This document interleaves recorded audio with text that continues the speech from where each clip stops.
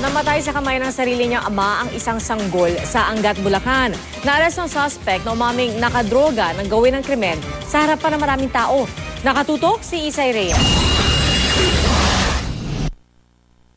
Sa mga larawang kuha ng pulis sa isang bahay sa Angat, Bulacan, makikita ang 6 na buwang gulang na sanggol na ito na nakahiga sa silya, may tuwalya sa ulo, nakanganga at wala ng buhay.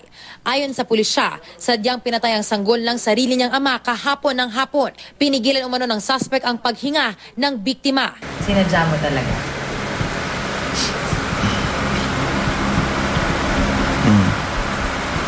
Away mag-asawang nagtulak umano sa suspect na gawin ng karumal-dumal na pagpaslang.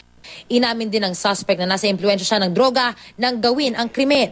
Sinabi pa niyang hindi ito ang unang beses na naisip niyang gawin ito sa kanyang anak. Maraming beses ko na po pinag-isipan niya. Maraming beses mo na pinag-isipan na? Na ganun ho. Napatay na anak mo?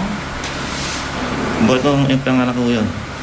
Kahapon din naaresto ng pulisya ang suspect sa kanilang bahay.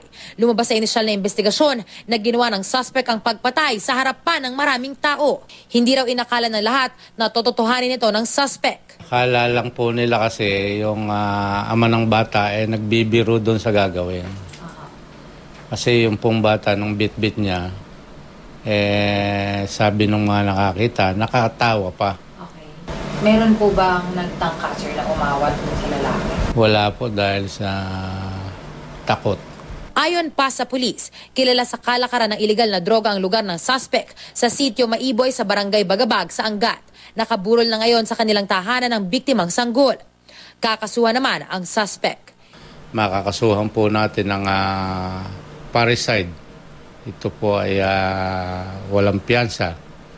Isay Reyes, Nakatutok, 24 Oras.